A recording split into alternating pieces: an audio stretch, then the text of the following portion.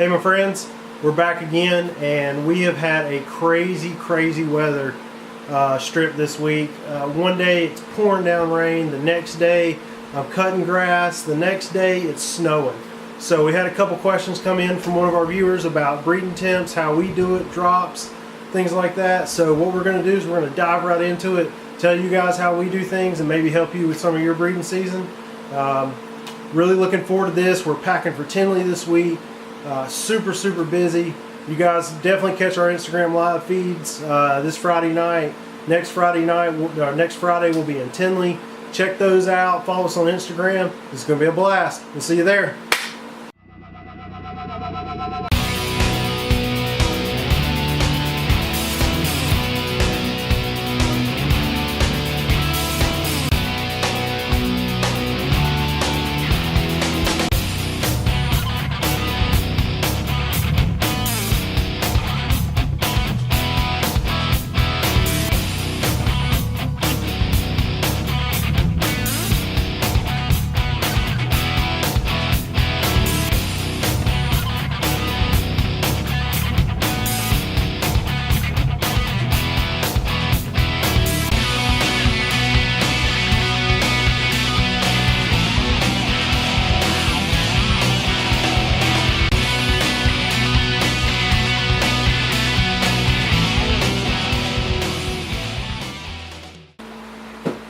So, when I first started breeding ball pythons, the first thing I did was I built my own racks. I built them out of 1x1 steel.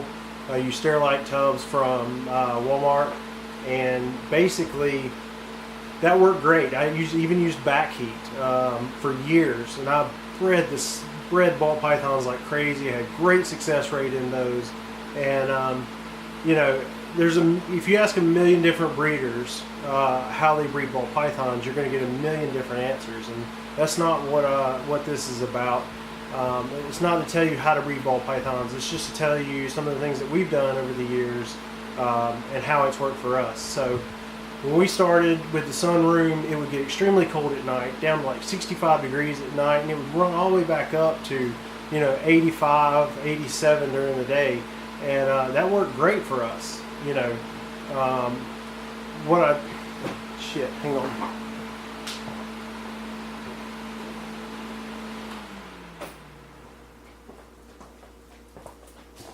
So that worked great for us. Was the fluctuation in temperature. A lot of people said it would cause slugs because it was too much of a temperature change. We done great with it. It was phenomenal. We didn't drop any temps because it was back heat. The females would stay on the back a lot, but we never had any sick animals or any problems with that. So then we moved over to plastic racks, and plastic racks hold heat and humidity so much better than the rest of the racks that are on the market. Some of my favorite brands, Animal Plastics, Chris at Sea Serpents, they both make phenomenal products. And I feel like if you're using a plastic rack, you definitely need to go into a temperature drop at night. I would like to drop mine at like 5 degrees. I drop it like 2 degrees in November, and then drop it like 3 more degrees in December. And I would leave it there till like March, April. I would set my thermostat at 85, and I would leave it there pretty much till we were done breeding. I usually used to cut off at like June 1st. I would cut it off. I'd stop breeding. Whatever didn't go would just go the next season. We would pick up early next year. That worked great for a while. If you're using plastic racks, I definitely think you need a night drop. Now that we went to Freedom Breeders, ARS, it's a little different. It was very tricky at first. I had to learn how to use these things. And a lot of it depends on substrate. If you're using Reptichip, what you want to do is there's a barrier, of Reptichip between the tub and the animal. And so that takes away a little bit as well. But what we have found, and with talking with several other breeders, I can't take credit for it, but what we're doing this year is we didn't drop temps at all as far as hotspot. What we did this year is we just dropped our ambience.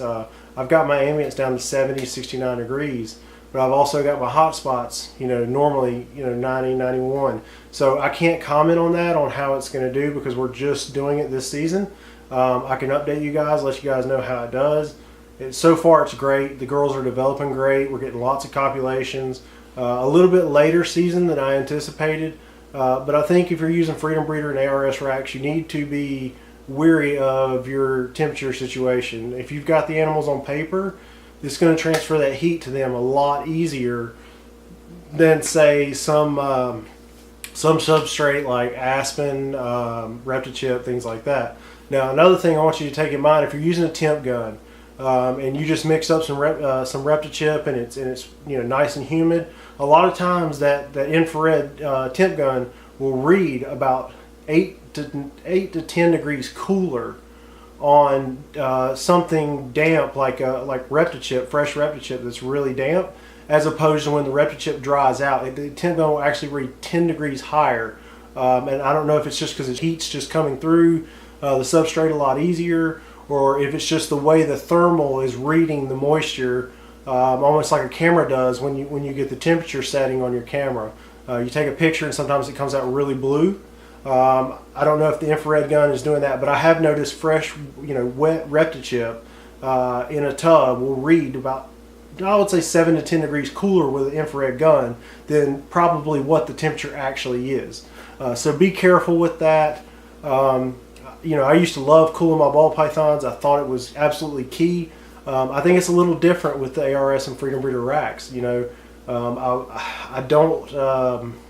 I don't think I'll ever go back to plastic racks, just because I love the Freedom Breeders and the ARS tubs. You just have to, when you use different equipment, everybody's snake room is completely different. Everybody has their own way of doing things because everybody's environment is completely different.